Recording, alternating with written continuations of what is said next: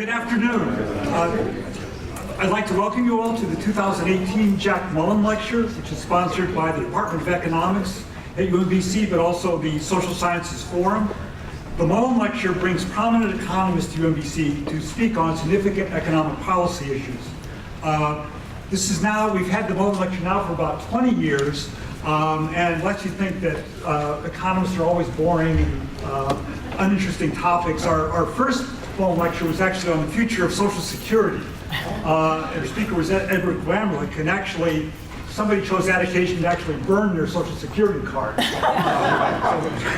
it raises issues. Hopefully we're not going to have that happen with this, but we also had, I think, a very important policy topic and a very exciting, important speaker, who is Cecilia Rouse, Dean of the Woodrow Wilson School of Public and International Affairs at Princeton University, and also the Katzman Ernst Professor in Economics and Education.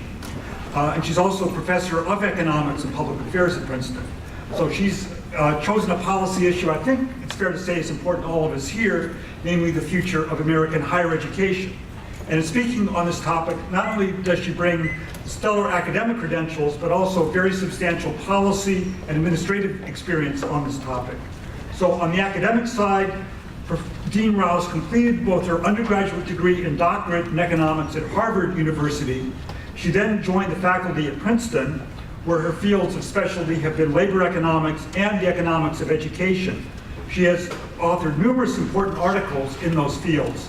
So some of the topics that they cover include the economic benefit of community college attendance, the impact of Milwaukee's private school voucher program on student achievement, the effect of student loan debt on college graduates' career choices, and the impact of computer-assisted instruction on students' performance in reading and mathematics. And one of her most featured articles is titled Orchestrating Impartiality, the Impact of Blind Auditions on Female Musicians, which documented how the shift of US orchestras to a system of blind auditions, whereby the auditioning musician was only heard but not seen by the audition committee, led to an increase in female musicians winning these auditions. And she actually shared with us before, she actually spent time actually sitting in on some of these auditions with audition committees to sort of get background in all this. So she's had a very, written on a very rich array of research topics. She's also served as editor of the Journal of Labor Economics and of the journal Future of Children. So this is her academic background. She's also had significant policy experience in Washington.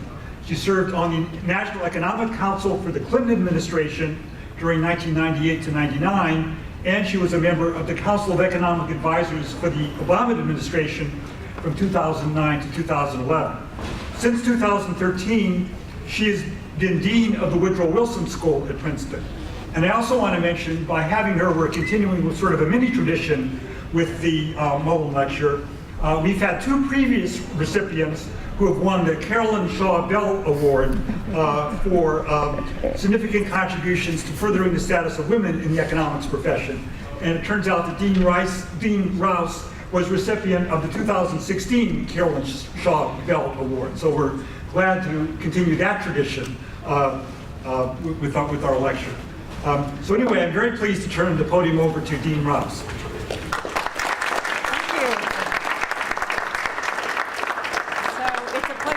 I'm trying to think, should we burn student loans? We don't want to burn diplomas, at least I don't think so, but maybe we can decide that at the end of the talk. It really is a pleasure to be here on this warm, a little humid day. Yes, okay, I went for the somewhat catchy title, mostly to just get attention. But the reality is that the motivation behind this talk, which in some ways is going to end up being kind of a traditional economics talk about what do we think are the costs and benefits and the return to schooling. But I got into it and I came into this topic a little differently this year because everywhere I go and as I talk to other leaders in higher education, there is this constant worry in the halls that higher education is in crisis. So these are a few actual headlines. So if you read the headlines, people are writing about higher education's at a crossroads, crisis. Is there a future? We have to rethink things dramatically. something that really got the attention of higher ed leaders is recent polling. So this comes out in 2000, this is from 2018. Pew had done an earlier version. So this was the views on the effect of colleges and universities on the country. So the first thing you'll notice is that Republicans have always been a little less positive than Democrats. But there's this eye-popping, only 36% of those who identify as Republican believe that colleges and universities are having a positive effect on this country. That's a really small percentage and gets one's attention. We could dismiss that to partisanship. Okay, so something's going on. But this is a little harder to ignore. So this was in response to the question of whether higher education is in the United States is generally going in the wrong direction. Okay, so we've already seen that those who identify as Republican are less favorable. But look at this. More than half of Democrats as well say that the U.S. Colleges and universities are headed in the wrong direction. If you put the two together, on average, that's 61% of those who responded to the surveys. So you see people in the halls saying, should we panic? Should we not? Okay, these are only based on polls, you know, with what, 1,000 respondents, and we all know the recent evidence that polling is getting less reliable. Okay, we're not going to worry about it. Ooh, but Congress just passed a tax on the endowments of the wealthiest 30 universities in this country. So if you think that when people put their actions speak louder than words, you put their money where your mouth is, maybe there's something to be concerned about. So that's how I got into this. And so I wanted to better understand what lies beneath this agita. So the first thing I did is looking at within the same poll is, okay, why are the respondents saying that they are concerned that our higher education system heads in the wrong direction? So the black pencils are those who identify Republican. The yellow ones are Democrats. And so the first two explanations are too much concern about protecting students from views that they might find offensive. The second one about professors bringing political and social views into the classroom. So clearly there's a big partisan divide here. I suspect this is part of what underlies some of the partisanship. And because I am a professor of economics and not political science, I'm not going to say as much about this. And I'm actually, being a little short, I've actually been, to the extent that I have time to do new research, I've actually been doing a little bit of research on ideological diversity and its value in the classroom. We can talk a little bit more about that at the very end during Q&A if we have time. But in this talk, the talk was getting too long, so I decided to focus on the second two, which as an economist goes to the very heart and guts of why many of you are here and why many of us believe so strongly in higher education, which is that you can see that for both explanations, one, that students are not getting the skills they need to succeed in the workplace, and two, high tuition costs, so we have the cost and potentially the benefit. We have both Democrats and Republicans, a majority of which are saying that we're sort of on the losing side of this proposition. If you put it all together, whether the views on whether college is a good investment, only 52% responded that college education is still the best investment for people who want to get ahead and succeed. And a whopping 46% said that college education is a questionable investment because of high student loans and limited job opportunities. Ugh. Right? This goes right to the gut of what many of us have believed about college. And if we go back, since this is an economics lecture, so if we go back to the Becker models and thinking about college as, and higher education as an investment in human capital, where we do believe, yes, there are costs up front, but that the benefits outweigh those costs. And that has been a cornerstone of our thinking for decades. I was very surprised to see that this number was so low. And I just wanted to say, do I need to rethink how I'm thinking about this? Has there been some shifts in the labor market and in the cost of college that I haven't really been paying attention to? So what might be going on here? So what I want to do in the talk today is, one, just go back over. So what are the costs of attendance? How have those changed in recent years? There's a lot of concern about student loans, so let's get a little bit under the hood there. We could do an entire 6 lectures on student loans, so this will just be an entire 6 slides on student loans, obviously scratching the surface. Then consider the economic benefit of attending college, both to the individual and then to society, and to put it together and to say, is it really worth it? Okay, so that's where I'm headed. So just to make sure that we're all on the same page, so we're sitting here in one of the major public institutions in this country, but I just want to make sure we understand the landscape for higher ed. So at the very top, we have our newcomers, the for-profits. You can see back in 2000s, they only comprised about under 2% of the student population. These are all students, undergraduate, graduate, part-time, full-time, about 2%, but that had over doubled to almost 5% by 2016.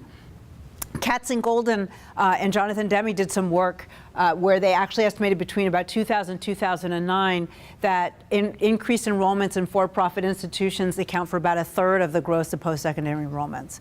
So they're the newcomers on the block, and you're not going to hear me say many nice things about them aside from that going forward, because I think they really are, they're a different beast, but they are, I think, complicating some of our overall understanding about the costs and benefits of the post-secondary education.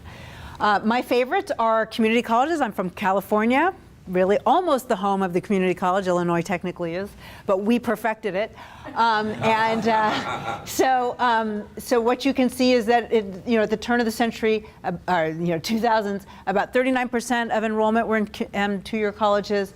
Today it's about 31%.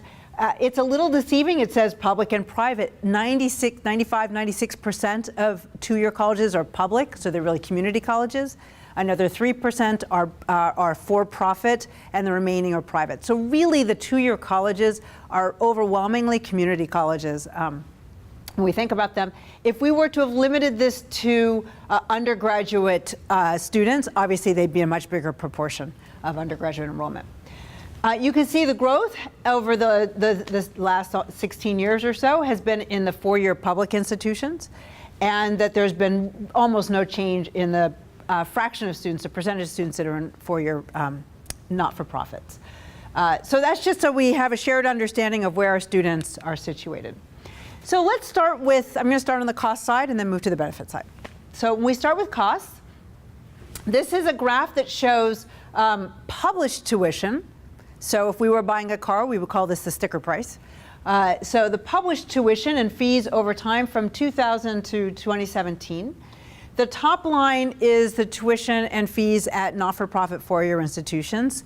So that would include like the Princetons of the world. And you can see that the sticker price is getting into nosebleed territory, $45,000 a year or so.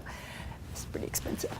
And that's been a growth over that time of about 47%. So that's pretty high. If we look at the for-profits, which are these next two lines, whether it's two-year or four-year, they haven't seen as much growth in their tuition. That's growth about 8%.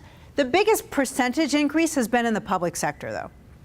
So the orange line reflects public four-year institutions. There's been a growth of about, I have my cheat sheet, about 64% in tuition over time. You start from a low base and you go up. It's there's going to be a big percentage increase. And then the bottom line is the increase in tuition for public two-year institutions. And this is what gets reported in the news. And this is where we see our eye-popping numbers. What is less talked about, except for whenever you hear an economist talk about higher education, is a reminder that 60% of students receive financial aid. And the most part, the majority of that is in grant aid in terms of Pell Grants or institutional grants, or tax credits are the latest, the newcomer in terms of aid that you don't have to pay back. And on average, students receive about $8,700 in financial aid. So just like when you buy a car, and when you're shopping for the new, Honda, and you check out the sticker price, right? Any website worth its salt to say, well, you have to negotiate that price down. And on average, people in your neighborhood or your state actually pay and it's something less than the sticker price, right? So the same is true with tuition. Most people don't pay the sticker price. Some people do, but most people don't. And so if you actually look at the net tuition and fees, which is what on average students are paying, the growth has been much lower and much slower. So the top line here, for those who are discerning, you'll notice that the time years have changed and the data source has shifted because I couldn't get net tuition fees from the same sort. Anyway, so that's why. I did the best I could. So this top line is the published tuition and fees, and the bottom line is when you take out grants and tax credits, not student loans. So I haven't factored in student loans here. So the difference between these lines gives you an idea of the amount of financial aid. So I hope you notice that while tuition, for example, at not-for-profit four-year institutions has roughly doubled over this period, net tuition has gone up much more slowly. I think that's an increase of only about 20%.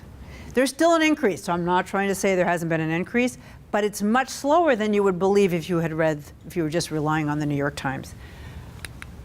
If we look at public four-year institutions, again, we see a big increase in the sticker price in the published tuition and fees, much slower increase once we factor in financial aid. But that said, you'll notice, well, there was a bit of a dip here, but this sort of continues. There has certainly been an increase in tuition and fees in the publics, but the gap is widening because one of the punchlines that I'll show you in a little bit is that there has been an increase in financial aid. So it's not as easy to see, and it's a little more hidden, but it is there. The big part that's maybe not as relevant, maybe some of you have been to a community college, but when the College Board estimates net tuition and fees for public two-year institutions, for the past several years it's been negative. Because they start from a low tuition base, and then even Pell Grants can be used to cover living expenses and other forms of aid, and when you take into tax credits, that actually it's costing students very little to go to community college. So at some level, again, I'm not going to take away, we're going to delve into those increases even in net tuition fees. But it's really vitally important to keep in mind that in this country, we follow a bit of a system of higher sticker price, but also more aggressive financial aid that's more targeted. And so that the net price is really what we want to look at for most students. Some students are paying the full price, but for most students.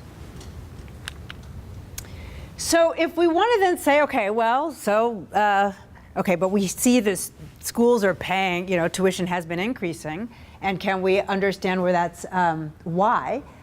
And is it, and when we go why, if you read, again, the press, or in this case, maybe listen to members of Congress, you would believe it's because there are lots of lazy rivers and climbing walls. Okay, President Dabrowski, do you have a lazy river?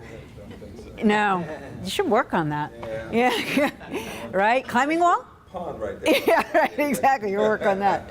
So the narrative is that the reason why tuition has been increasing is because schools are inefficient. They're bloated bureaucracies filled with administrators who are not contributing to the education of the students, right? Okay, you're laughing. Jessica's laughing. Former student, I should add. She's done pretty well, I think. But you would think that really it's not that it's because these institutions are just wildly inefficient, and that what we have to do is crack down and get them to become more efficient. So this is not, totally kosher, but here's one way to think about what's going on. So this top line is total education general expenditures. I put it all in. Sometimes people look at just instructional expenditures, but I want to just throw it all in there. Between 1987 and 2015. The bottom line is the total revenue that the institutions get per student. So it reflects basically tuition. I want you to know, so these are in not-for-profit 4 years. The first thing to note is that the expenditure per student is higher than the tuition generated per student. This is also one of the dirty secrets that people don't recognize in almost all of higher ed, which is that tuition does not cover the full cost of education. He's over here shaking his head, no. It does not cover the full cost of educating a student, right? So as expensive as tuition is, it's not the full cost. It's actually that much more expensive to educate all of you who are here. In the not-for-profit sector, let me just see if I can get my percentages right. Oh yeah, okay. So in 1987, this gap was, tuition covered about 47, almost 50% of the cost of educating. Now it's up to 80%. So the fact, now if it was all about climbing walls and lazy rivers, these two lines would be parallel, right? The increase, this would be much more steeply sloped, and the tuition would be tracking it. The fact that this is flatter and this is steeper says basically what's going on is that the cost of covering the expenditure per student, the tuition is covering a greater percentage of that cost. So a greater proportion of the cost of educating the students is being shifted onto the students and families, at least in terms of tuition. If we go to the public 4 years, it's even more exaggerated. It doesn't look like it, but here you can actually see that, and again I have to use my cheat sheet, that back in 1987, tuition covered only 17% of the cost of educating a student in a public 4-year institution. What's your number here? Probably half. It's about, your tuition covers half? Wow. Okay. Because now, that's today, right? So even here today, that number is 40%. So there's been a big increase, but it used to be a lot lower, right? And so what's the gap? Yeah, we're talking big bucks. Yeah, and we're talking big bucks, but what has gone away so that it's being shifted from the, what's taking up the difference? Why is it that tuition's covering a bigger cost of educating? The investment in the states have been. Exactly. So states have been de-investing from our institutions of higher education. Put it And this way, the state pays for this university 1/4. 1/4 of our money comes from the state. 25%, Right, exactly. In terms of the tuition. exactly. So that is really why families are feeling more of the pinch of educating our students, is because as a public, we used to invest a lot more in our higher education system, and we're investing less. And you would agree, though, it varies by state. Some It are worse varies. than others. Absolutely. And with more time, I could show you pretty charts. The other truth is, in the last couple of years, on average, there's been an increase. States are starting to put a little bit more money into their higher education systems, but they're still far lagging from where they were, even 10, 20 years ago. Okay, so I personally don't believe that this is largely a result of bloated bureaucracies. I think we're shifting who's paying what. That said, we do see some increases. All right, so families are on the hook for more. How are they paying for it? Before I get to how they're paying for it, so as families and students are being asked to pay more, another reality in the labor market is that median incomes have been relatively stagnant. So we've seen a little bit of a pickup in the last few months, year, a really tiny pickup. On average, median income has been relatively flat. So while the family, the household income is not changing much, families are being asked to put out more money to pay for the tuition of their kids going to college. So here's a diagram to show that. So this is the published tuition. The black is going to be published tuition and fees in public 4-year institutions. In 2000, those tuition and fees represented only about 8% of median family income. In 2017, it had doubled to 16%. Families are going to feel that. Now, who was listening? Are we supposed to look at the published tuition? No. Okay, so if we look at the net tuition, we still see that it used to be the families that net tuition covered about 3% of the median family income, but that still has doubled to 6%. So the magnitude isn't as great, but there's still families are going to feel it. And if we look at not-for-profit 4-year institutions, you can see that tuition was about 38% of net family income, median family income in 2000. It's up to about 56%. And then, interestingly, it hasn't changed that much in terms of the net tuition because there's so much financial aid. But nonetheless, 23% of your family income going to higher education can be a challenge for some families, especially when there are other things you need to be paying for, such as rent and your cell phone and other things like that. Cell phones, which have become a necessity, let's face it. So I think that this is part of the pinch, right? Is that really it's not as much about higher education as about the fact that higher education has to compete with many other demands on one's paycheck, and that paycheck hasn't changed much. So the fact that higher education has changed and healthcare has changed, right? There have been other necessities that have changed. It just is feeling more uncomfortable. So how are families paying?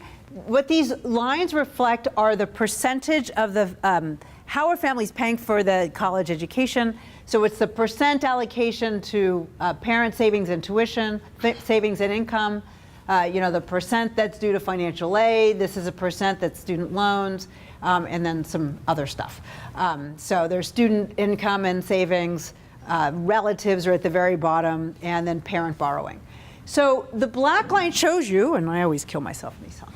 The black line shows you that there's been a decrease in how much families are actually using their own savings and income to pay for higher education. Whereas back in 2009, it was about just over 35% of how a family was paying. It's down to just over 20%, about 22%. So that has been a decrease. The decrease during the recession doesn't surprise me because many families lost wealth and they had to use their savings because there was great unemployment. Many people lost their houses. But then you saw a pickup. The decrease in the last couple of years is more surprising to me, and I don't understand what's beneath that, except for the fact that we've also seen that more financial aid is available, so there's not as great of an incentive to be saving to pay for higher ed. So that may be part of it, I'm not sure. Notice student loans. There has certainly been a pickup. It's been ebbing and flowing with a pickup, particularly in between 2016 and 2017. But in my takeaway from this, what I really see is that families are paying a little bit less, but we see a big pickup in terms of financial aid. So student loans, you'll notice this, as a fraction, student loans have only hovered around 15% or so of how families are paying for financial aid. So why is it that we're all focused on student loans? Well, one, there has been a bit of an increase over time.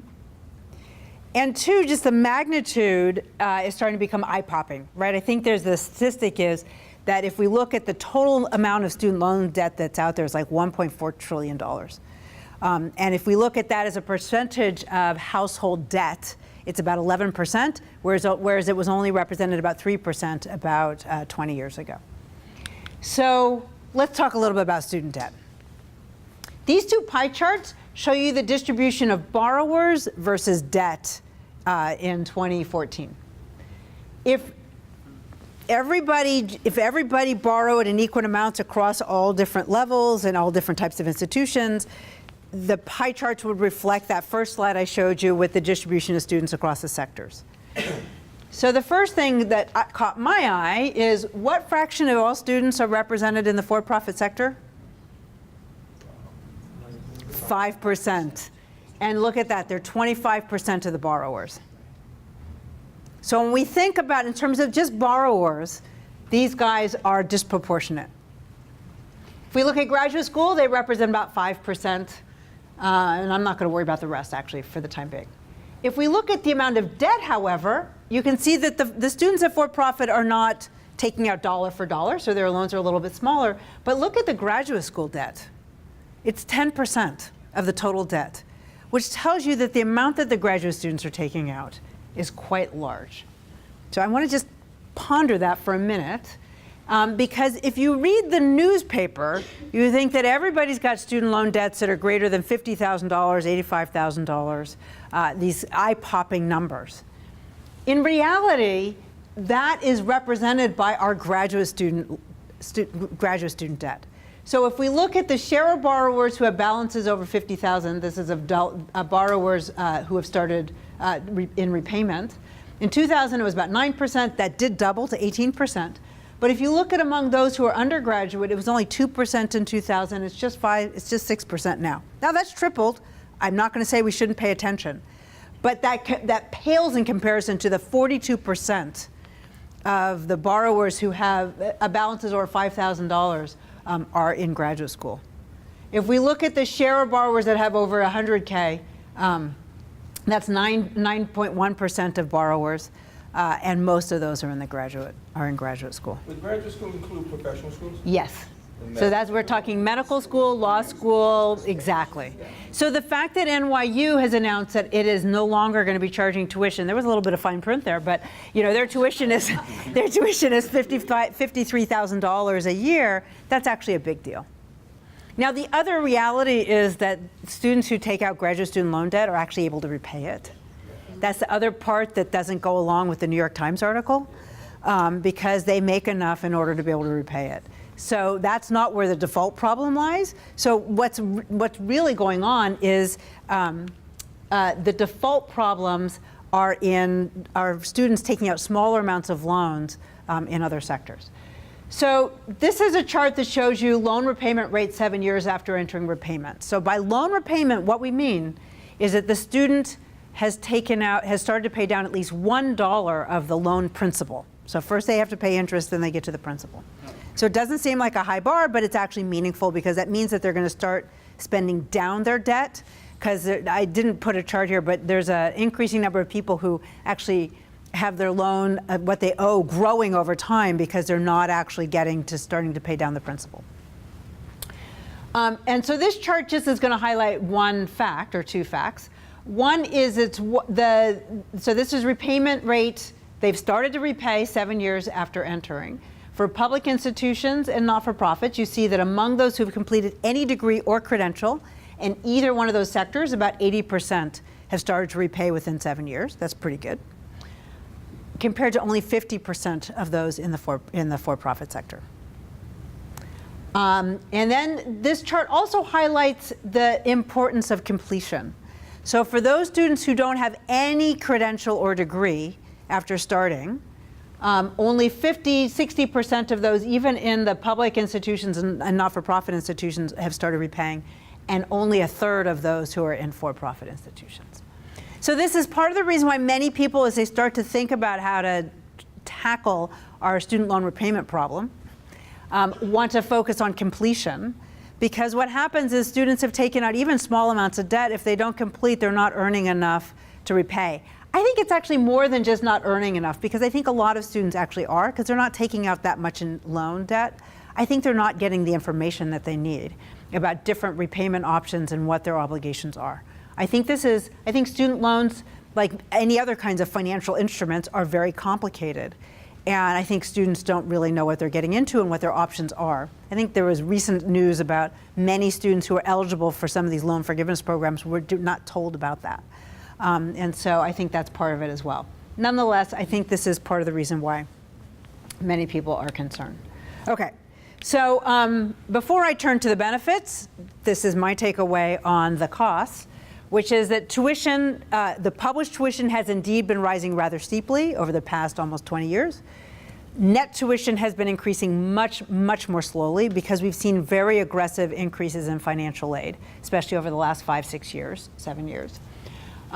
Nonetheless, the reason why we're seeing some agita in among the community is because even the smaller increases in net tuition are representing a bigger fraction of family income, so the families are having to make harder choices about whether to go to college and whether to send their kids to college or not. But as economists, we can't just look at the cost side and make an investment decision. We have to look at the benefits as well. So let's do that.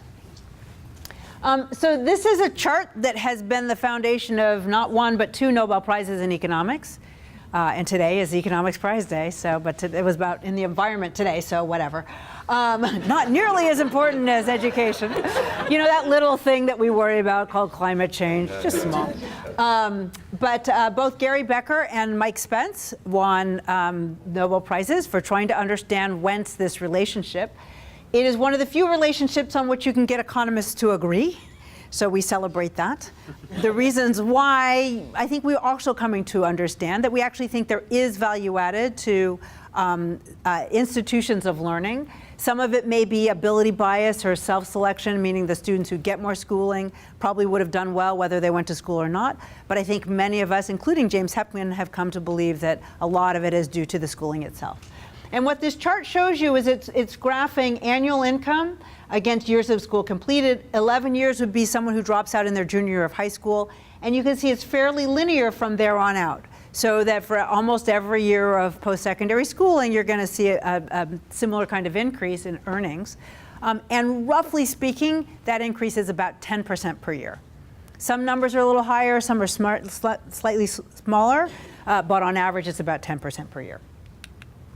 So that's all well and good, but maybe the reason why people are thinking that the investment in schooling isn't as worth it is that there's more risk associated with it. Okay, so that's what I want to poke at a little bit more? And have there been changes in what that risk might look like? One way to think about the risk is what's your likelihood of getting a job at all? When I was working in the Obama administration, it was in the height of the recession, and I heard lots of people complaining, I went to college and then didn't get a job.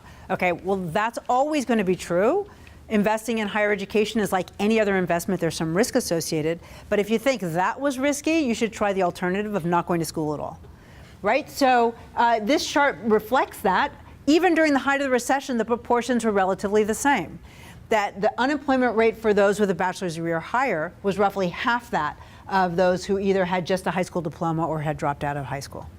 And so, as you can see, that having more schooling is protective against unemployment. Right? The more schooling you have, the less likely you are going to be unemployed. It's still at about 2%, doesn't mean it's zero. You're not guaranteed a job, but it's much lower than it would have been without the college degree. Okay. The other complaint and aspect of risk that I've heard is people saying, fine, my son, daughter, nephew got a job, but they're underemployed, meaning they have a job that they didn't need to go to school to get. Okay, so how are we going to think about that? So the New York Fed went through and they categorized jobs by whether 50% of the people who are in those jobs say that a college degree is required or not. So if 50% or more said a college degree was required, it was categorized as a job that was appropriate. Otherwise, it's going to consider, if you're in a job where less than 50% reported you need a college degree, we're going to call that underemployed. So what fraction of college graduates are working in a job that doesn't really require a BA? And you can see, and then the black lines are those who are recent graduates, so they're ages 22 to 27. And then the orange lines are graduates, so that's ages 22 to 65. So the fact that the recent graduates are more likely to be in a job that doesn't require a BA is because it's called, what do we call it, an entry-level job. And so that has been true. That has been a feature of our labor market for decades. The difference between having a bachelor's degree or not is the growth, is the occupational growth. And the fact that the black lines are greater than the orange lines reflects the fact that as you get older, you're less likely to be underemployed like that. So I looked at this chart and I said, you know what, at least compared to the last 30 years or so, 20 years, even recent graduates are no more, no less likely to be underemployed than before. So I don't think that is adequately capturing the risk. But there's another way to think about it. Are those good paying jobs? Because again, we've got to worry about our investment, which is not just do you have a job, but are you getting a good job, and how we think about that. So the New York Fed also categorized the jobs into whether they pay well or not. So this is only looking at people who are underemployed, so those college graduates who have a job that doesn't require a college degree. And the black lines reflect those that are in what we would call a good wage job, meaning that they pay $45,000 a year or more. And the orange lines reflect low wage jobs that they pay less than $25,000 a year. So you can see that even among, most college graduates, even if they're underemployed, a lot of them are in pretty good paying jobs. But look at the change over time. What we can see is that there's been an increasing proportion of recent graduates that are in the low wage jobs and a decreasing proportion that are in decent paying jobs. So I think, again, this is part of the concern that people have about college, the perception that it's riskier, which is that over time it has become a little bit riskier. You're not as guaranteed to get a good job. You're just, you're likely to be employed, but you're not as likely to get a good paying job. And if you combine that with an increase in the loans, the whole proposition is starting to look a little bit riskier. So Doug Weber tried to roll all this up. So the first question is, okay, over a lifetime, will you earn more if you go to college and graduate than if you don't? And the average college graduate can expect to earn about $900,000 more than the typical high school graduate. Okay, that's well and good, but what about this risk you were just talking about? So he tried to build in some notions of risk as well. And so one statistic that he comes up with is that what's the likelihood that over your lifetime you will earn more than $2 million a year? And if you've got a bachelor's degree, you've got a 60% chance of earning more than $2 million a year. If you have a high school degree only, you've only got a 7% chance. But I hear you cry, but many people don't graduate. So even for those who don't finish a degree, about 78% of them will earn enough that college look like it's a good investment, as long as they're not paying anything for that. Okay, so everybody pays a little bit of something unless you went to a 2-year college, but then you don't have a college degree. It's only when they're paying on average $50,000 a year or more that college doesn't look like that it's a worthwhile investment, that it's a coin to flip. That your 50% chance it will have been worthwhile, 50% chance not so much, in which case you're sort of ambivalent, but no one's paying $50,000 a year to go to college, especially among those who can afford it. So I think that's my way of saying that even if you don't complete, it's still a worthwhile investment. That's from the individual point of view. I am mindful of the fact that we might want to have a few questions. So I'm going to zip through the fact that, so when we economists think about the economic benefit, there is the benefit to the individual, which I have highlighted, but there's also the externality, which is the benefit to society. So let me just highlight a few of those. So first, if you make more money, you can pay more in taxes. So what we have here is that those with more schooling pay more in federal income taxes, state income tax, local income taxes, property taxes, and the like. And so they're more likely to give back in terms of tax revenue. We can see there's an inverse relationship between schooling and dependence on social assistance, whether that be in the form of the school lunch program, Medicaid, SNAP, housing assistance. So again, this is completely related to the success in the labor market. More likely to be civically involved. So those who have more schooling are more likely to have volunteered, volunteered in the last year, and more likely to have voted in the 2014 election. And we all know it's important to get out there and vote. Coming up in November, get out there and vote. There's also some evidence. Economics you're talking there. That's economic. No, I put my political science hat on now. And Dean of the Woodrow Wilson School of Public Policy.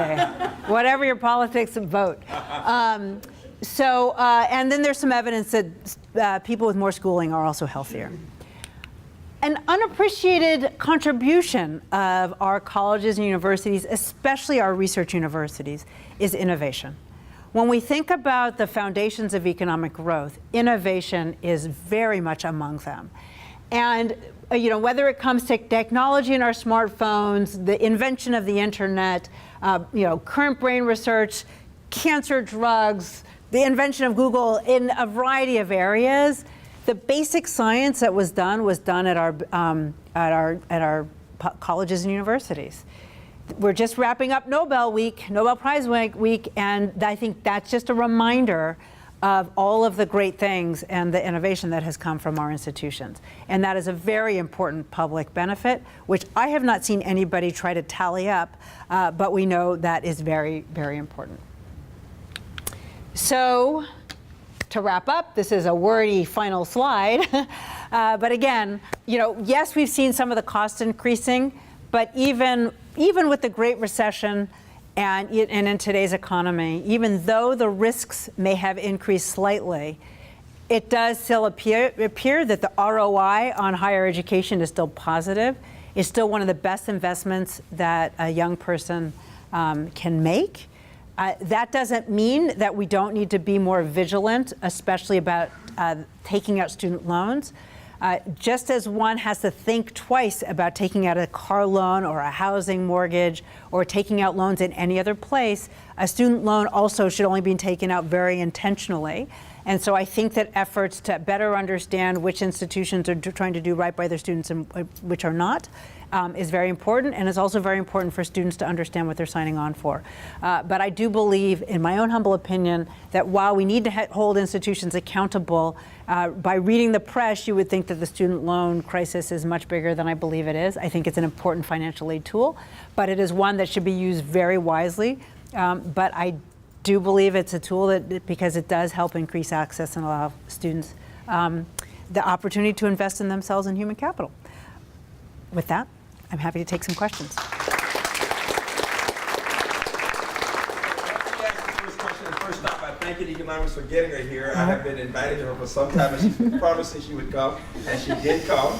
And That's I'm kind of very true. appreciative of that. And I'm especially appreciative that she's getting a chance to see the quality of our students and to look at ways we might partner Princeton, which is a good thing. Here's my question. The media will continue to talk about the public not thinking as much higher education, going in a different direction. But I'm always thinking about actions versus words. Yes. And so I took advantage of Google while you were sitting there. And look, in 2000, there were 13 million people in higher education. It went up to 18 million in 2010. It's down slightly, 16.9, but will go up another 3% to about 17.5 in the next few years, which says to me that the vast majority of people are continuing, particularly those who are educated, to understand it is the best thing. So how do you reconcile this overemphasis from the polls and everything, and everybody's not believing in it, but parents and others and send their kids and families send their loved ones to college, knowing from their own experiences that it makes a difference? What's wrong? So that's what I'm trying to, I mean, honestly, I'm trying to figure that out. I actually think that this increase in the riskiness is somehow related to where some of the agita is coming from. Because I know I don't necessarily see it per se, but when you think about all of the different institutions, not all the public institutions are as fabulous as UMBC, right? And for many, was that a gratuitous shout out to your Yeah, right.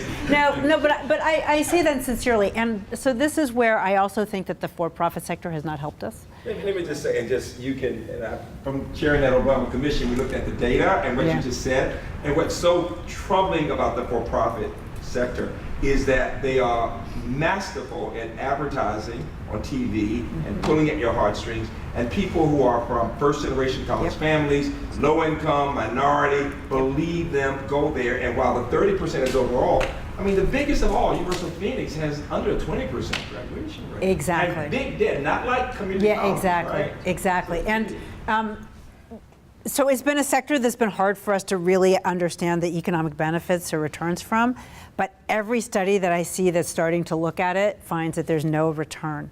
And especially when you compare that to a community college where the tuition is, I think in the for-profits it's 2.5 times that in a community college. A lot of students don't complete community college either, but they have not taken on nearly the amount of debt in order to do so, and there's typically more of an economic benefit for having gone. So I think the for-profits are not helping us in this realm. And then I think that families really, if you look at the fact that median family income has not changed, healthcare costs have gone up, higher ed costs have gone up. I think we haven't seen a lot of inflation, but healthcare and education in particular, I think that they are actually feeling more stressed. Final question for me. Will you think that the rise in certificates and badges that are connected to agencies and companies will have an impact on either people wanting to graduate or not? I told you about our training company. You can get a certificate, make $80,000. A lot of people will do that and a bachelor's. Some will just do that. Yeah. Do you see that trend? I don't know. So actually, one of the things I did that actually started under Clinton, I'd forgotten, and then we picked it up again under Obama, and it didn't get very far, is we don't have good data on these kinds of credentials. Yes. And it turns out it's really hard to ask the question so that you could add it to the American Community Survey or the Current Population Survey, because there are so many ways in which we use the word credential or certificate that it's hard for, in a survey, for respondents to distinguish them. So we actually don't know very much about the economic benefit to these kinds of sub-baccalaureate degrees. I want to say 2 things. First of all, the question I would like to see an answer to, that I have never seen, is, are you going to send your child to college? That's all I want to know. Oh, you know what? Actually, I think some of these, I have seen it juxtaposed, because President Hrabowski is absolutely right that the same ones that say it's said in the wrong way want to send their own kids to school. So I have seen that. All right. Now, the other thing is that if you look at the history of higher education, there are always critics for various reasons. The first half century in the 20th century, colleges were atheistic.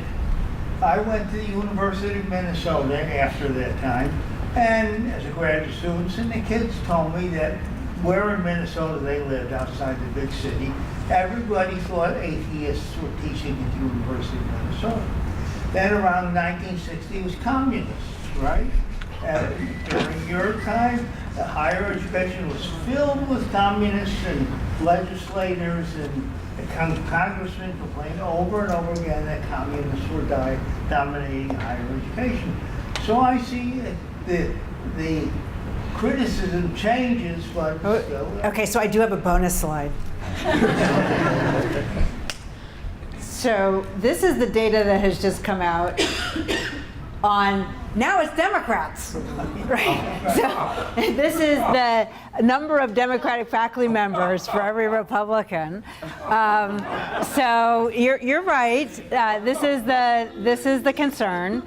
I first got onto this. Cass Sunstein had a blog saying really the higher education does have, is too liberal. I have to say that I dug into one, so I can't see it. So in this group of universities, so I think it's a group of 50 universities or something that they surveyed or that they got up data on, included West Point and maybe the Naval Academy, 2 military academies. And they said even there was not, like the number of Democrats dominated the number of Republicans. But I actually looked, so these are actually the numbers of PhD holding faculty. And at, for example, the military academies, the one that I looked up, I think it was West Point, only a third of the faculty had a PhD. So they would not have captured actually all of the faculty. So you always have to ask questions about what the data actually represent. But anyway, so that's your new communist. It's now being a Democrat. So I think that's a fair point, but 2 things that do concern me where they actually have done actions. One is the tax on the wealthiest universities. So Princeton is among them. So it's 30 institutions that are subjected to this. It's a 1.4% tax on the endowments, and it hasn't been well defined whether it's the return on the endowment, what it is.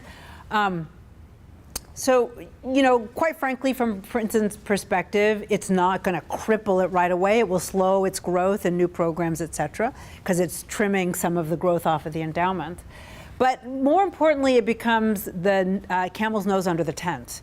So Congress is looking for revenue. You can increase that 1.4 to 2.0. You can decrease the number of students per dollar in the endowment so that it sweeps in more institutions, and state and local governments can start taxing.